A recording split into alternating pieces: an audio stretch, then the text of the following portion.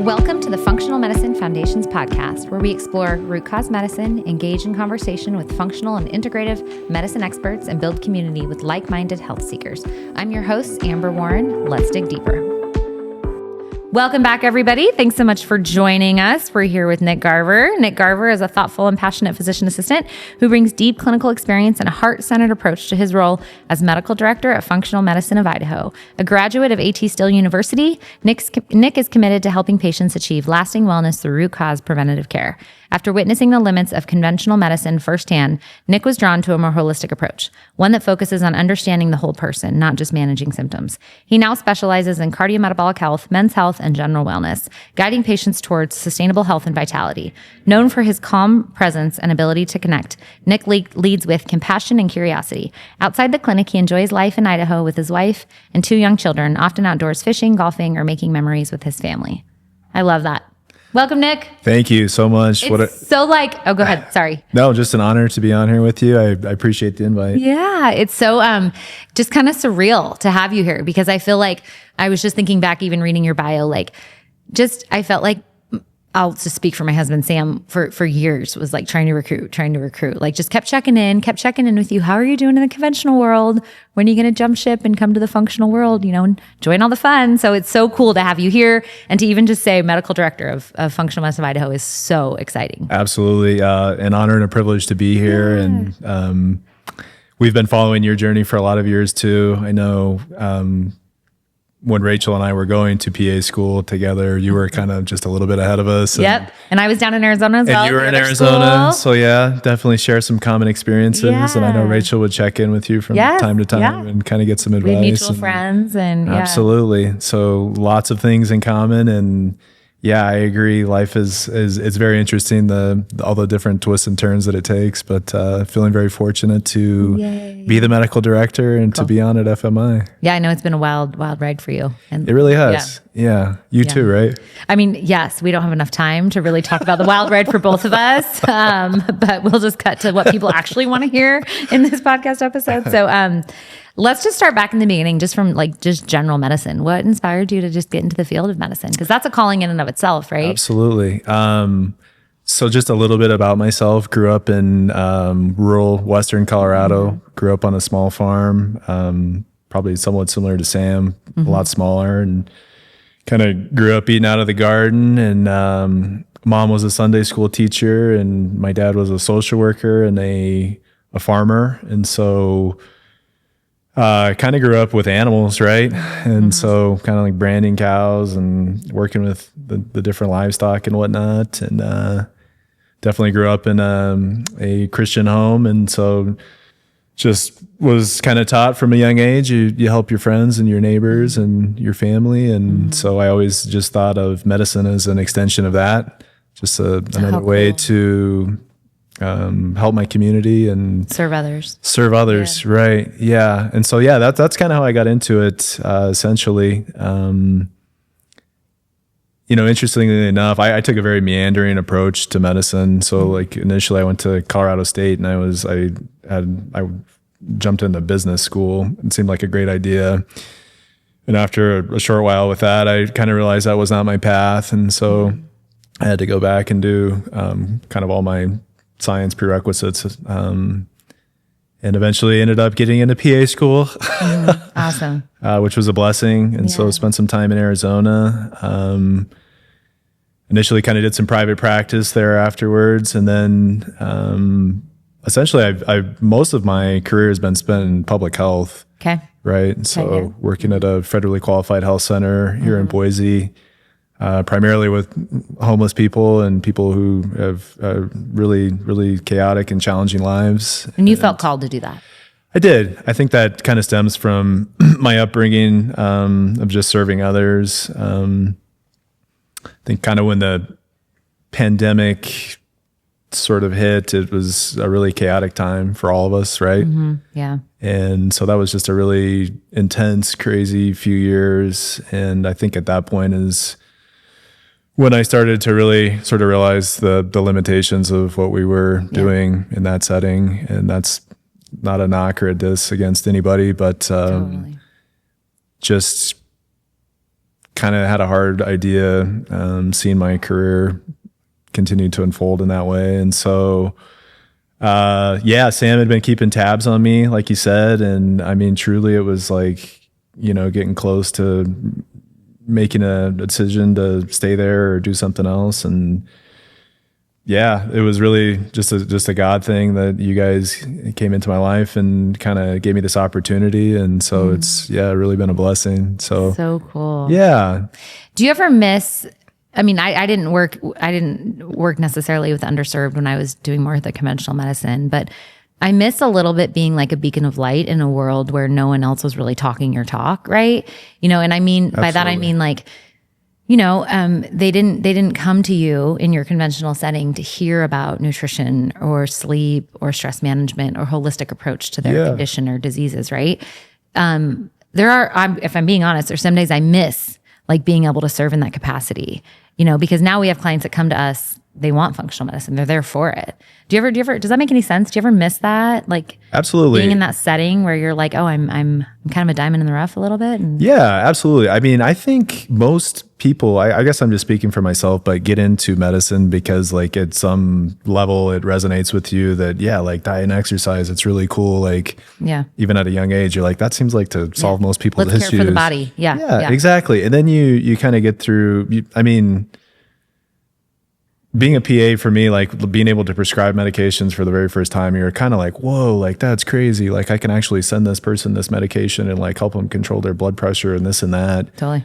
And I think you lose track of that, right? Or at least I did. And I think the emphasis, I swung too far in the wrong direction, frankly, and just it became, prescribing way too many medications, and I think that really, was probably one of the things that was creating some burnout or just some, feelings like, hey, this might not be the right thing. Cause I did get into medicine initially to kind of help people with more holistic sort of approaches to their problems. But yeah, to your point, I think, medicine is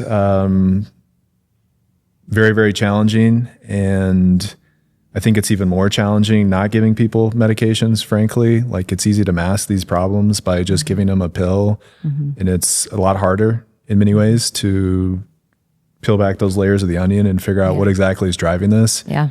But I think that's it's much more gratifying. Mm-hmm. And I think it's more aligned with kind of what I'm like remembering, oh yeah, that's why I kind of got into this. Like it's really, really gratifying when you can. Is it like kind of reignited your passion for medicine? 100%. Yeah. I think kind of serving in that capacity day in and day out and just the volume of prescriptions and not really seeing people get better or even feel better. Mm-hmm. And maybe their A1C's improved, or you got their, you really dialed in the diuretics on a heart failure patient, which can be gratifying, right? But most of the time, they didn't feel better. You're not bringing true health. Like right. You're sort of just masking symptoms, essentially, and it's a very, very frustrating experience, right? Mm-hmm. And so I think, just again, trying to address kind of the root cause of a lot of these issues is it can be much more challenging, but much more rewarding as well. Rewarding and gratifying, yeah.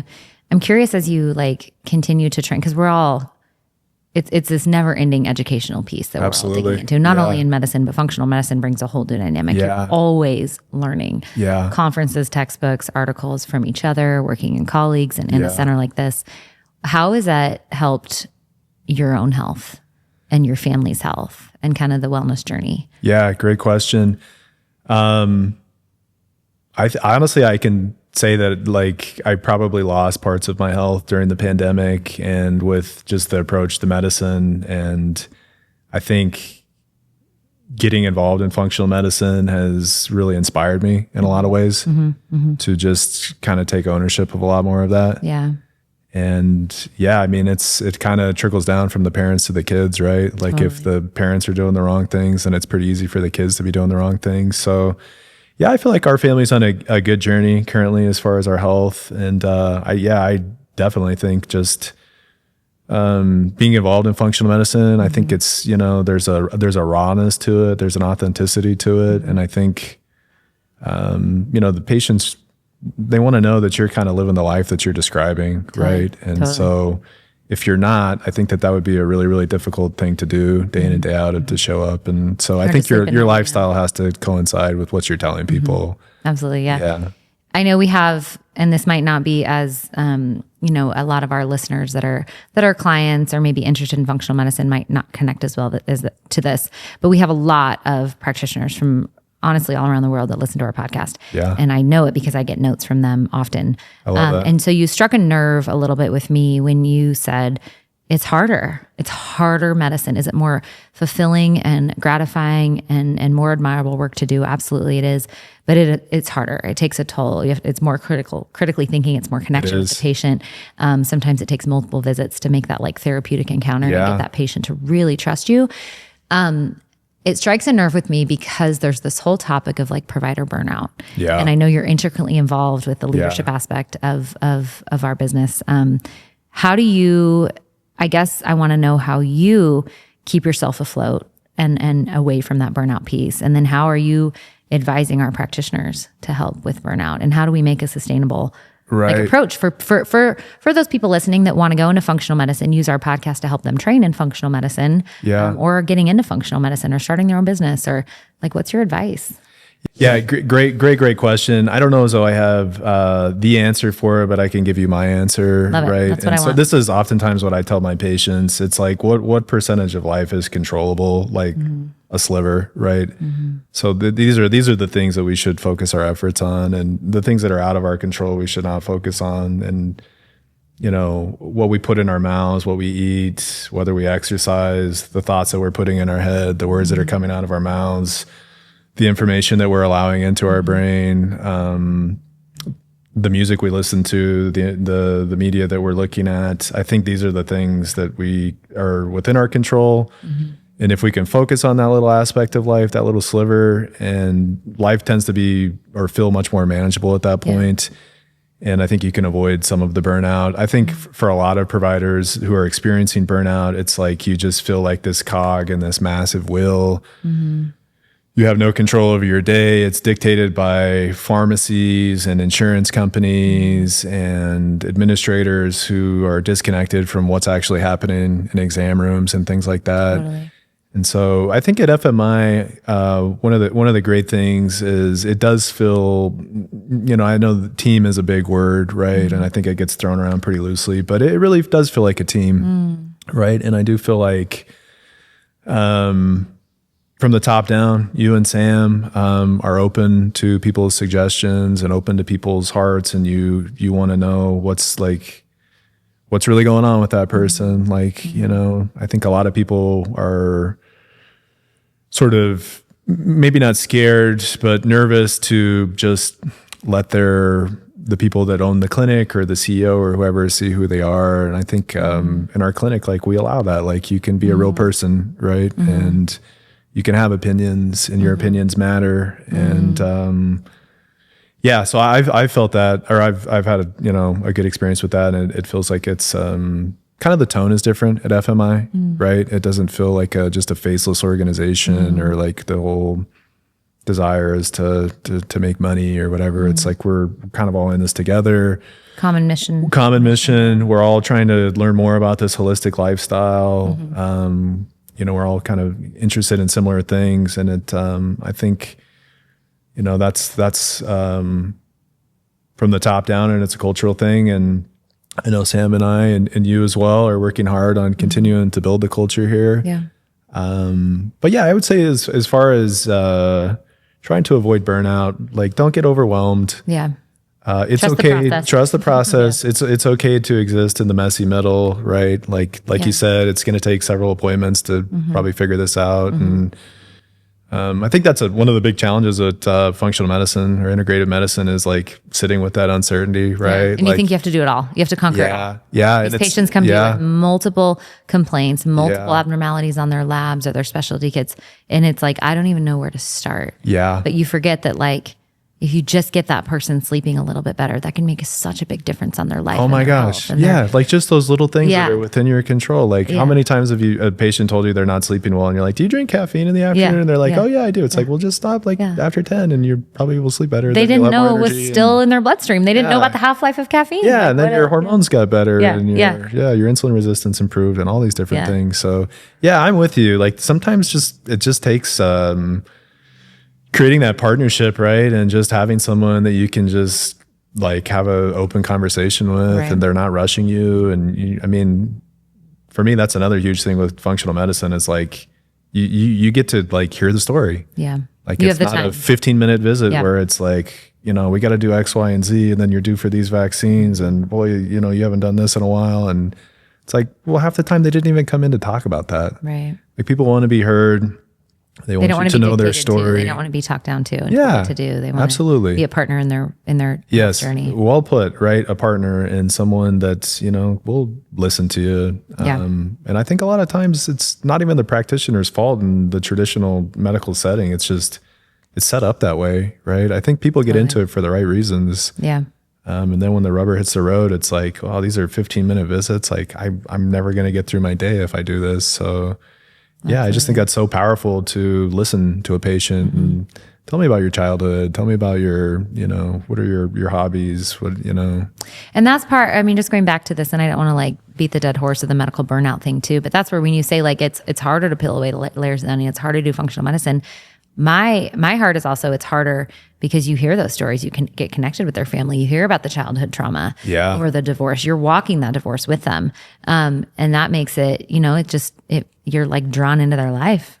Absolutely. Because you spend a lot of time with them and you're engaged and you know their whole story and their triggers and their antecedents and when the panic attack started. Oh my gosh. And that's like, a thing that I really learned in functional medicine too, is like triangulating all this information. It's like, oh, your health tanked in 2022. Like what happened? Oh, thinking back on it, I was in a bad relationship and I wasn't sleeping and I was drinking too much or whatever, it's like, you can really start to like figure out like when these things started to happen. You just have to ask the right questions. You really do. And most of it's right. Listening after that, just shut up and listen. And there's even data that just like, I forget exactly what the science says, but it's something about like how that patient starts to heal with just feeling heard. Oh my gosh. So true. So even if you don't solve anything that day, if that patient leaves feeling heard, feeling like you care, feeling like you're actually going to partner with them to try and get them better and not just write a script or not just, like you said, recommend a vaccine, like that's healing medicine right there. I agree. Yeah. It's, I mean, that's the magic to medicine or the personal touch. It's about establishing those relationships and just allowing that person to like tell you about their life and their upbringing and things like that. And people want to tell their stories too, right? They do. Like you go through life and all these things happen to you and it's like, well, how can you treat me if you don't know what's happened to me up to this point? And so, just sometimes allowing the patient to have that opportunity to give you their story, their narrative. It's so powerful, right? Well, and I think we forget, like, I don't know, there's a mug that says like, I've seen it out there somewhere, like, don't confuse your Google search with my medical degree. And as much as there is truth in that, there's also so much truth in somebody that has walked a medical condition for years and years and years, oh my gosh, researched, because there's just so much information accessible at our patients' fingertips now with Facebook groups. And, I mean, just so much is out there that like, I learned so much from my patients about. It's humbling, isn't it? It's so freaking humbling. And like, what a world we live in where the information flows like that, where and I mean, that's my approach to medicine essentially is like, I'm going to give you all the information I have. Yeah. And then you give me all the information you have, and then let's make a decision together. Yeah. Right. But like to your point, nutrition in PA school, I mean, that was like probably one of our shortest courses. And I'm like, hey, this is like the coolest part of medicine. And they're like, no, this is just like a really minor thing. Yeah, it was like so ancillary. Yeah, exactly. But it's like, okay, we're going to do pharmacology. I was just going to say, but pharmacology was like a year-long block every day. Yeah. It was, it's almost like your attention gets shifted off these things that you initially like came to medicine for. And then it's just that, journey of rediscovering those things. And I don't know about you, but like you're making me think back to like my nutrition course that I barely remember because I think it was like 4 weeks long. Yeah. And it wasn't actually even food or nutrients or mineral. It was like like macros, or like how many grams are in a protein. It was like just math basically. Right. Yeah. It was pretty really much. like, what is a calorie, unit of energy? How many calories make up? It was like nothing that we would ever actually like use in our career. So Rachel's my wife is also a PA. She's clearly awesome. much smarter than I am, right? Okay. The one class in PA school I got a better grade than Rachel. Nutrition. Well, that's why you're in functional medicine. Exactly. That's awesome. Other than that, she aced you in everything. Yeah. So, okay, back to talking the talk. If we walk the walk, we also need to talk the talk. Absolutely. So I'm so curious how Nick Garver takes care of himself. So what are some of your daily habits, ways that you take care of yourself? What are your non-negotiables in your life? Yeah, great question. I mean, it's day to day. There might be, I try to hit it hard like Thursday, Friday, Saturday, Sunday. So those will be like big days with, obviously like lifting weights, maybe some running, some recovery stuff in there. Is that because Monday, Tuesday, Wednesday are just really busy? Yeah, exactly. Okay. And on those days, I'll definitely try to get my steps and maybe do a little something. Okay. But yeah, non-negotiables daily, set an intention, right? Number one thing is like, I'm a big believer that like your thoughts become your actions. And so essentially number one, first thing in the morning, set an intention for the day. Okay. Number two, start moving your body. And I'm a big fan of like 5 minutes in my bed initially, setting my intention, just start with my ankles, stretch those, stretch my back out, get up, get moving, take the dog on a quick walk. Okay. No, none of this is earth-shattering information. Drink a big glass of water with some electrolytes. Okay. Probably do some fasting. We'll eat lunch later in the day. Give my wife a kiss and head to work. But yeah, trying to, I mean, those pillars that you mentioned, diet, exercise, sleep, stress management, diet, exercise, sleep, stress management, just always going back in my head, like what's going on here? How can I set myself up for a good night's sleep tonight? What do I need to do today? So cool. Yeah. Love it. So just trying to be in a routine. Moving and grooving. Like moving and grooving. Yeah. Yes. Yeah. I'm curious. So exercise, do you do more like heavy lifting, HIIT training? What's your exercise regimen? Yeah, totally. And I know you coach a lot, so you stay active with your kids. Yeah, you're outside, absolutely. You're running around. Right. Great question. So for the last couple of years, it was more like heavy weightlifting, and I felt like my tendons are like my rate limiting step when I do that. Like I've just end up hurting myself essentially. And so now it's just calisthenics. It's cool. Push-ups, pull-ups, sit-ups. There's some HIIT workouts in there. There's maybe a long jog a couple times a week. Cool. But yeah, I kind of got away from that just because I kind of felt myself getting injured a lot. But yeah, I mean, I even think like, just getting your steps on a day where, me and Rachel are busy and we got a ton of stuff going on. Like I can live with getting 10,000 steps that day. Like that's fine. No, right. Most people that have a working job, 8 to 10 hours a day, 10,000 steps is hard. Yeah. Right. No, 100%. Yeah. So we have a little feisty poodle who is very high maintenance and demands long walks. So we're pretty good about that. But I just think something every day. Right. Yeah. And so, there's definitely been times in my life where I've completely fallen off the wagon with that. Yeah. The COVID comes to mind. Yep. But it's like universally, when I get back into it, I'm like, okay, like that was the problem. Like that's why I was tired. That's why I wasn't sleeping well. That's why I felt like crap. So yeah, I mean, exercise is huge at every step of the go. Keep your body moving. Yeah. Absolutely. Yeah. Keep you young. Are you looking for high-quality supplements? FunMedShop.com is carefully curated by the wellness experts at Functional Medicine of Idaho. You'll find high-quality supplements to support your health and optimize your body's natural functions. Rooted in responsible sourcing and utmost commitment to purity ensures that you're getting products that are not only effective, but also safe and reliable. Plus, you'll find our own line, Functional Medicine Foundations, which is carefully formulated using the best ingredients available so you can trust that you're giving the body the support it needs. Visit FunMedShop.com today and take the next step in your health journey. That's FunMedShop.com. Do you follow any kind of a nutritional plan, meal plan, specific, So definitely try to incorporate elements of the Mediterranean diet, cool. Right? Most well-researched diet, heart healthy, low inflammatory, things like that. I try to stay away from too much saturated fat. I know that's a pretty divisive kind of subject these days, but I have a pretty strong family history of heart disease in my family. So I try to more or less eat heart healthy, whole foods. Cool. Rachel does a really good job cooking for us. So, but yeah, I've kind of fallen into a rhythm of kind of some intermittent fasting, which I don't even think I really even intentionally have done, but I like that. I tend to think that my I feel better, have more energy if I can. So you wait till lunch to break your fast?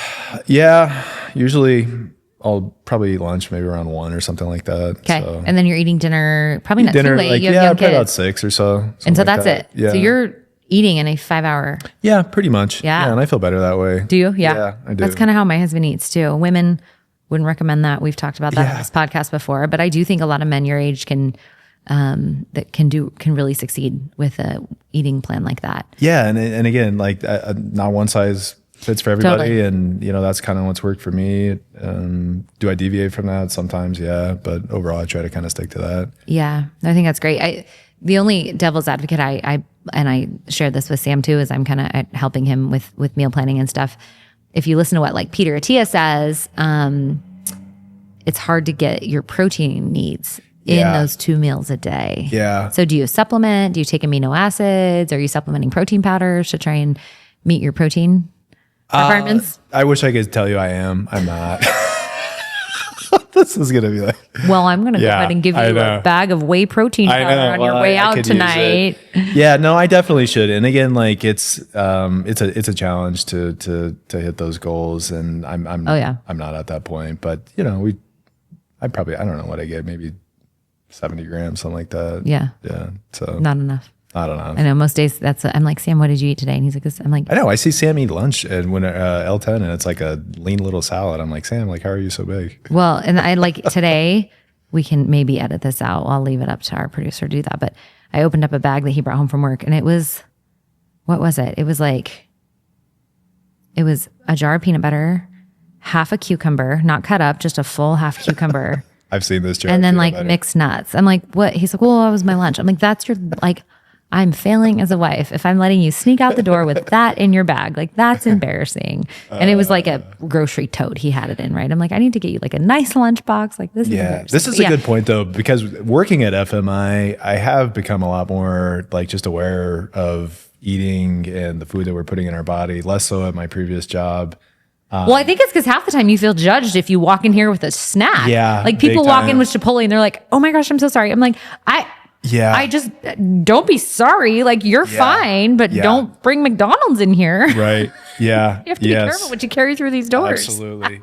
But, sometimes, again, walking the walk and talking the talk. So I mean, But we're all also human.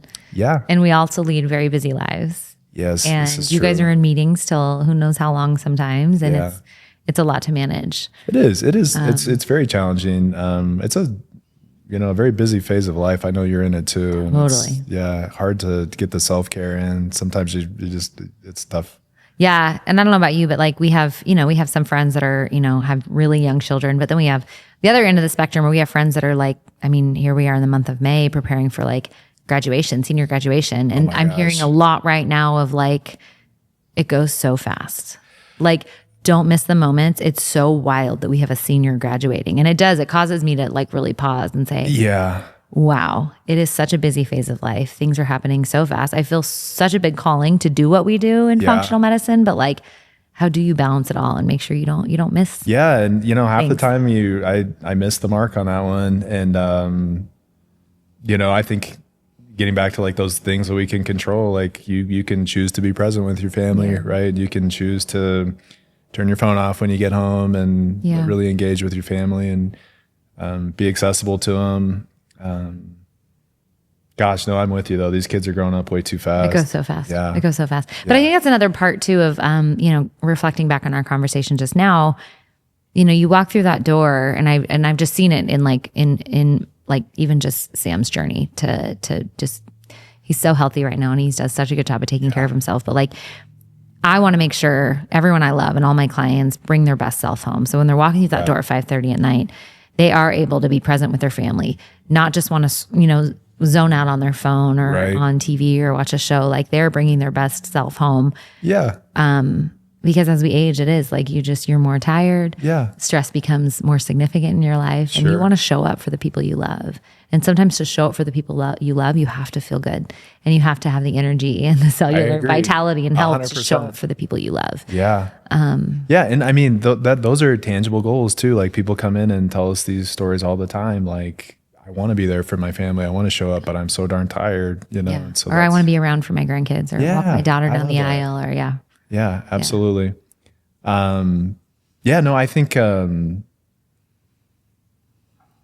that's the challenge. Do we hit the mark every time? No, we don't, but we keep trying. And so that's kind of what our family's doing. And love it. Yeah, I think we try hard. Cool. Yeah. No, put your best step forward. If someone's hesitant to enter into functional medicine as a patient, or they want to really encourage their spouse to that's a lot of what we see, right? Women encouraging their husbands to get in and get a lab workup or get into functional medicine, work with a dietitian, whatever. What's your advice to someone that's like just a little hesitant to take that next step? Yeah. Well, I love those type of encounters. Like when you get a guy who you can pretty much you've walked into enough exam rooms where you're like, you don't come to the doctor's office very much. You don't actually care to be here. Yeah, right. Exactly. And so I just find that to be such like a privilege. It's like, yes, I get a shot at this guy. Yes. I had a guy here the other day who told me that he had not been to the doctor. He was like, maybe 45. The last time he was at his doctor was for his physical when he was 18.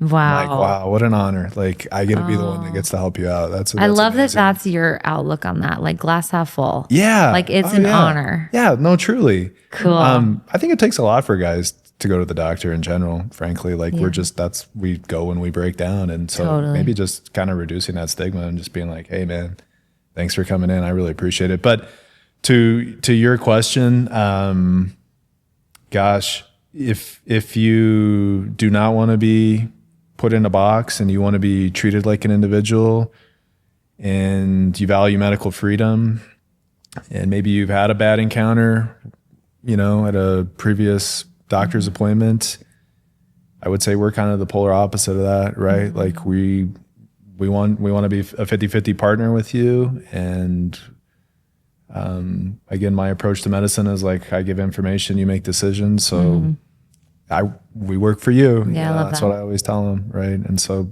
come in, give us a try, and nothing that we do is radical, frankly. Like I think sometimes people have the misconception of functional medicine, like it's like outlier, just radical medicine, or we're gonna hook you up to some crazy IV and try and pull worms from your not veins. at all. Like let's talk about your lifestyle. Let's go from there, and that's let's meet you where you need to be met. Yeah, exactly. And so some people do need medicine, and that's fine as well. And we're happy to give it to you, but a lot of times we can work on other things that maybe will help you avoid that. And I know you connect so well with patients too, because like you just shared with us, like, hey, I'm not always meeting the mark. Oh, hey, yeah. I don't supplement with protein. Hey, I'm not always doing what I should be doing. Like sometimes getting on a walk is like an A+ for me. Like people can really connect with that and not feel intimidated by that. I've made a lot of mistakes in my career. And I'm sure I still make these mistakes where I know I still make the mistakes because I still have patients that come to me and they're like, I'm so sorry I haven't started that supplement yet, or I'm so sorry doing that test yet. And I'm like, why are you sorry? Like I'm here to just, it's like they're like the battered little child that didn't do their chore. And I'm like, this is not, but I think it's sometimes I feel like maybe even I come across as intimidating or like I'm giving them rules they have to follow, when really it should just be like, we're all human. Yeah. We're all broken beings that just want to feel heard and be loved, and we're all here to just share in those experiences together. I agree 100%. And I think you could almost call it making a friendship, right? Is like when if you show a person grace when they're confessing something horrible to you, like, gosh, I go out and I eat at Wendy's 3 times a week, or I make midnight nachos, and you just laugh with them. I love that that's like a confession in functional medicine. Exactly. Like, and it is. It totally is. But like, just show people grace. Good for you. I hope you get like this. What do they call them at Wendy's that are like the chocolate Slurpees? Or what are those? Those are the Frosties. Frosties. Yeah. They're so good. Yeah. Like good for you. I hope you enjoyed that and you got joy out of that, or you shared it with your kiddo or someone. That you love. It's I don't think any of us like to feel judged as human beings. And so that's kind of one of my big things in life is it's like, even if a person is dead wrong, like I'll reserve that for the guy upstairs. I'm not going to be the one who calls you out on it, but I might gently remind you like, hey, maybe get a small next time. Little tough love. Yeah. I love that. Is there anything else you want people to know? I mean about functional medicine or us, Functional Medicine of Idaho, like what you and I do in general? Yeah, gosh.